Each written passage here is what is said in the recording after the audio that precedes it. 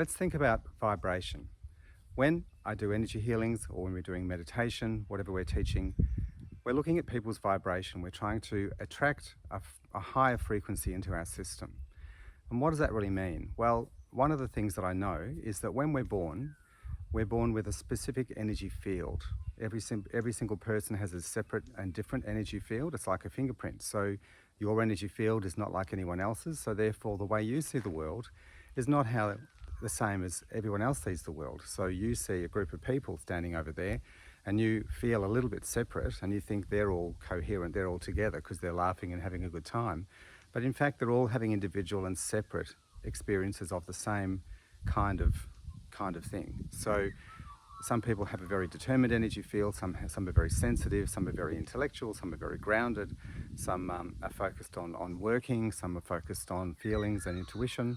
There's a whole lot of mixtures in our energy fields. And what I know is that when I look at somebody and we talk about their energy field and decide, well, we don't decide, we discover what their vibration is, what their energy field is, we can see what their strengths are, and we can also see where they need a little bit of improvement or a little bit of expansion.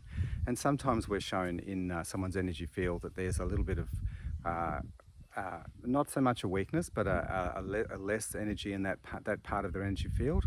That means that that part needs to be expanded. So it could be compassion, it could be intuition, it could be boundaries, it could be a whole lot of things. So but because everyone has a separate energy field, it sort of gets us off the hook for trying to be like others or trying them to be like us.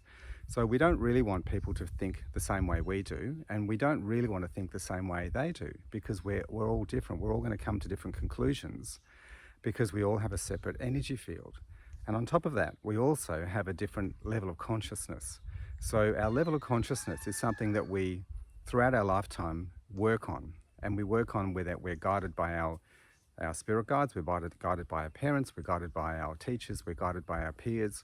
We're guided by lots of people to notice things that we like in the world and things that we don't like. We notice that when we behave a certain way, good things happen. When we behave a different way, not so many good things happen. So we learn that dynamic as we go through life. And in one way, life goes so quickly, but in another way, there's plenty of time for us to learn these lessons.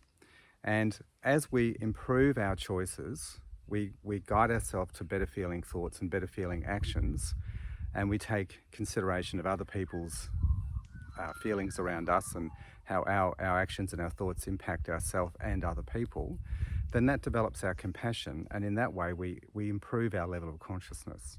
And so we have two things going on there. We have our energy field that we're born with, which is our grid, our separate and individual vibration around us, and then we've got our level of consciousness. And so using our energy field, we navigate our way through life, improving on our energy field, strengthening our energy field, developing more compassion for others, developing more compassion for ourselves, developing more understanding, not being attached to outcomes, not being attached to who's right and who's wrong, just looking at our own behavior, how we choose to respond to things around us, and trying to keep our emotions in a fairly high frequency of energy, which means that you're trying to feel a better feeling thought. So your body responds, of course, to the emotions you feel. So all you need to do is to try to mostly feel positive emotions. And if you've got a subject or something that you're thinking about that you can't feel good about, well then don't think about it for too long. Just try to focus on something else. When you're in a higher frequency, then come back and revisit that problem, and perhaps you'll see it from a different perspective. But it's not about being right or wrong. It's just about understanding how things work around us. So when good things happen around us, it's easy to feel good. When bad things happen around us, it's easy to feel bad. But that's just reacting, that's not responding. So what we really want to do is take control of our frequency of energy, notice where we're feeling, notice our emotions, and notice the choices we're making. Are the choices we're making causing suffering in ourselves? Are they causing suffering in other people? Do we keep making the same choices? So if we notice that the choices we make are causing suffering in others, why not change to a different choice? Why not say, okay, I don't need to persuade you. I don't need to deceive you. I don't need to do all these things. Just be open and honest and be yourself.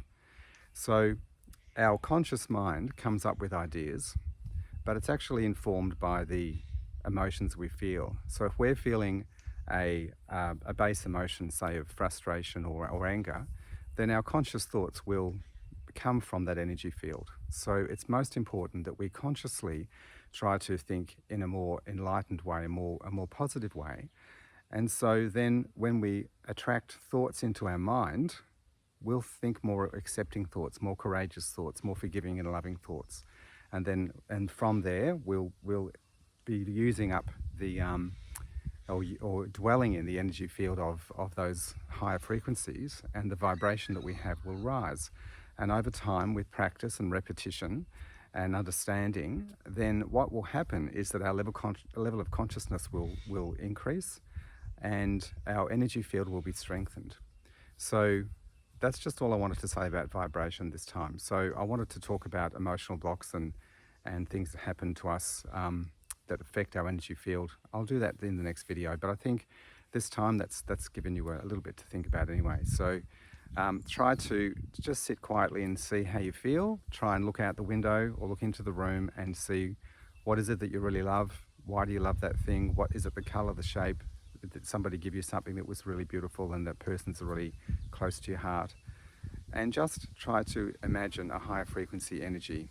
But notice that you're the one creating your energy field. You're the one creating your emotions. You're the one responding to the things around you. So therefore, you're responsible for your own level of consciousness, and you're responsible for strengthening your own energy field. And everyone else around us is just helping us to do that.